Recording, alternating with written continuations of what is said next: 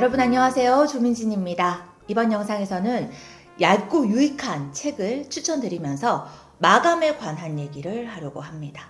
마감을 잘하자는 동기부여 영상입니다. 제가 글쓰기 강의를 진행할 때 수강생들께 늘 마감 시간 데드라인을 드립니다. 예컨대 화요일 오전 11시까지 무조건 글을 보내시라. 이렇게 딱 시한을 정해드리고 의무감과 압박감을 좀 드립니다. 사실은 이게 제가 강사로서 수강생들의 의지력을 보완해주는 방식이자 나름대로는 시간을 관리해드리는 방법이기도 하거든요.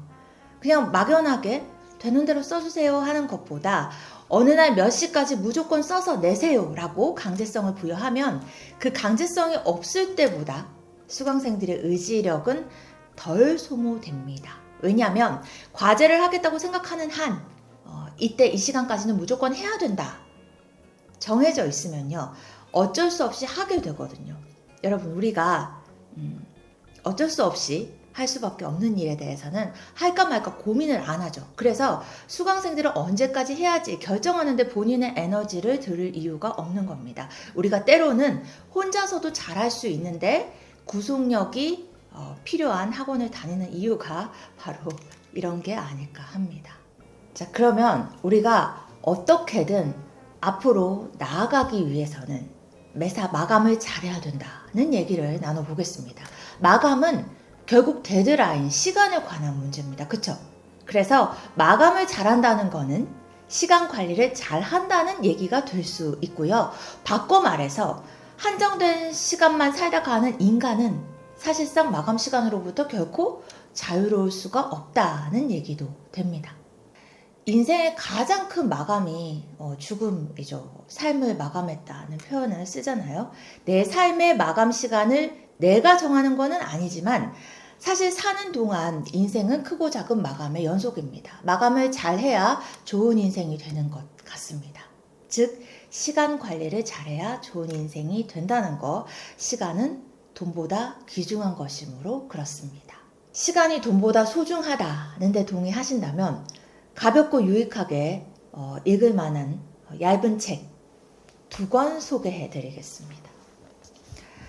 사실상 둘 다 나온 지 좀 수십 년 된 책들입니다. 이른바 실용서의 고전.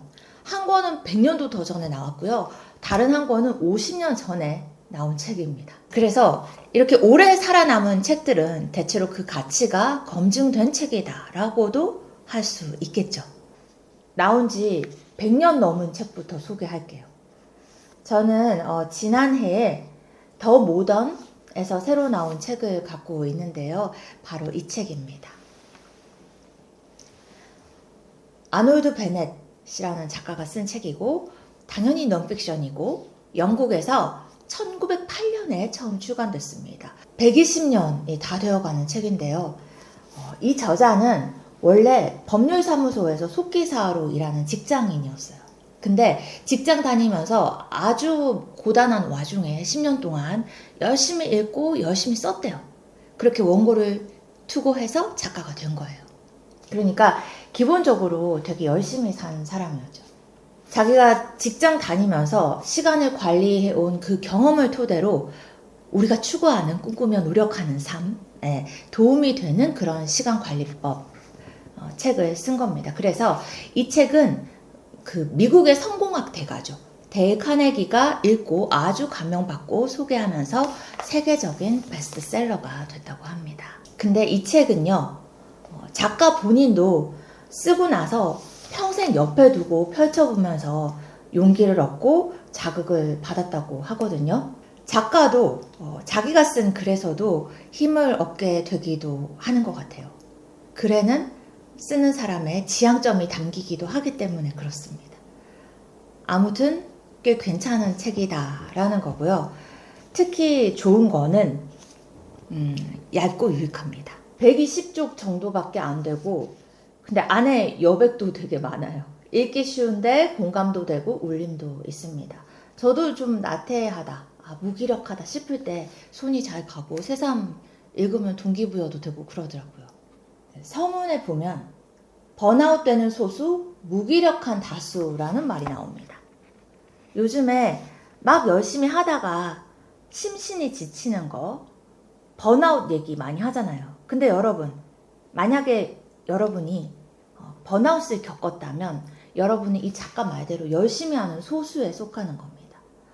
아니, 열심히 해보지도 않은 사람은 번아웃이 올 리가 없잖아요. 그래서 저는 솔직히 번아웃 한 번쯤 겪어보는 거, 그만큼 내가 열정적이라는 의미라고 생각해요. 너무 비관적으로 생각할 이유 없다. 차라리 자랑스럽게 생각하셔도 된다. 다음부터 자기 처방을 잘하면 되는 것이고, 내가 그만큼 열심히 살았구나 스스로 칭찬해주면 좋을 것 같아요. 아무튼 작가가 서문에서 이런 말을 합니다. 10족인데요. 언제나 반드시 삶을 이미 맛본 사람이 더 많은 것을 소망하는 법이다. 침대 밖으로 나오지 않는 사람은 가장 끌어내기가 어렵고. 그쵸?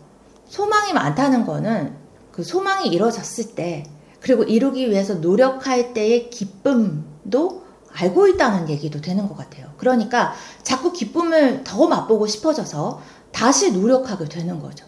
노력도 해본 사람이 하고요. 그래서 성취의 경험이 중요한 것 같기도 합니다.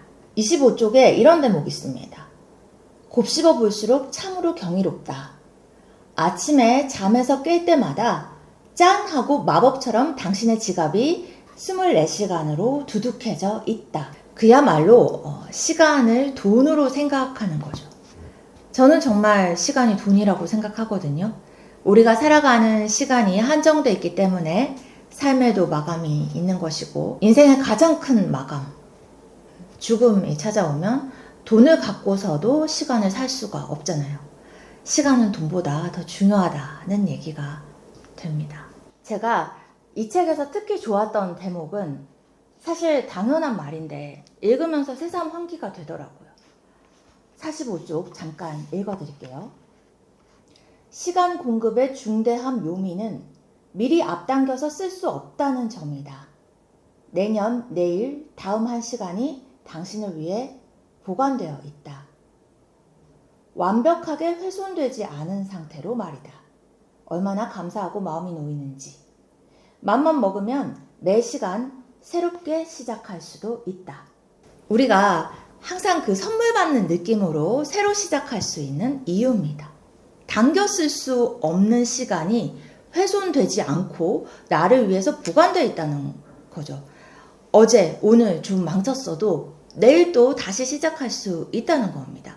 훼손되지 않고 보관되어 있는 시간이 있으니까. 저는 너무 멋진 해석이라고 생각합니다. 이 책에서 마감과 관련해서 특히 의미부여를 하고 싶은 거는요. 사실 우리 정신에는 휴식이 아니라 변화가 필요하다는 대목입니다. 54쪽. 정신의 피로는 팔다리의 피로와는 다르다. 정신이 원하는 건 휴식이 아니라 변화다. 잠잘 때만 빼고.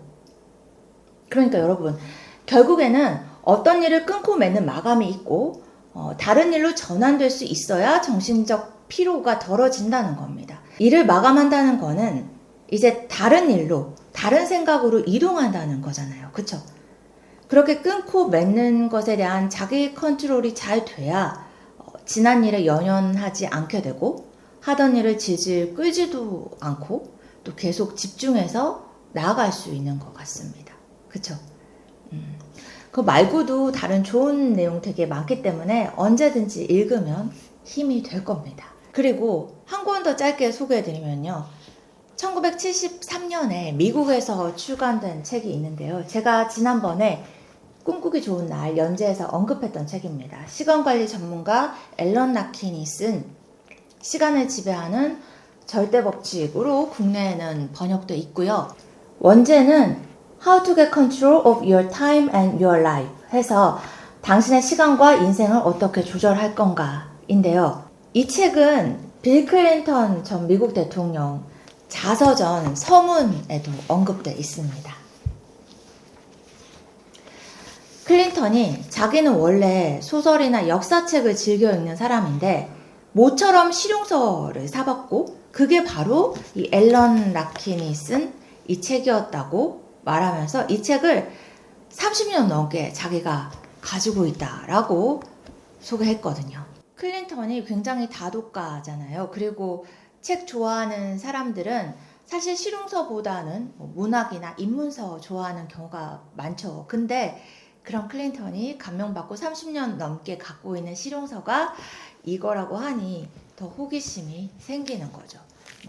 역시 200쪽 정도밖에 안 되고 짧지만 유익합니다. 이 책에서도 마감을 정하는 걸 중요한 시간관리법으로 꼽고 있기도 하고요. 연관해서 한 가지만 꼽아보자면 전환시간, 트랜지션 타임이라는 말이 나옵니다.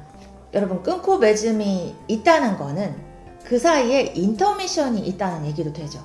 왜 막과 막 사이에 있는 쉬는 시간. 근데 이 전환 시간을 또 잘 사용하면 시간을 더 유용하게 쓸 수 있다는 거거든요. 쉽게 말해서 마감과 마감 사이 쉬는 시간을 좀 넉넉하게 잡아서 좋아하는 것들을 하면서 다음 일의 마감을 위해서 또 자기 충전을 잘 해보라는 겁니다. 쉬는 시간까지 일하라 이런 게 아니고 데드라인을 갖는 사람만이 쉬는 시간을 만들 수 있고 그 전환 시간에 좋아하는 책을 읽든지 뭐 운동을 하든지 취미생활을 하면서 자투리 시간의 여유를 이용해서 새로운 아이디어를 얻으라는 조언입니다. 저는 설득력이 있다고 생각해요. 쉬는 시간은 마감 시간이 있어야만 가질 수 있는 겁니다. 그렇죠? 주구장창 해야 할 일을 막 미루거나 질질 끌고 있으면 쉬는 게 아니죠. 우리가 대부분 강철 같은 의지력을 갖고 있지 않기 때문에 의도적인 구속이 좀 필요할 때도 있습니다. 스스로 만든 데드라인을 자기 컨트롤하는 하나의 방법으로 사용하면 좋을 것 같고요. 여러분, 저도 동기부여를 정성껏 해드릴 테니까 구독과 좋아요, 따뜻한 댓글로 함께 해주시길 기다리겠습니다. 또 뵐게요.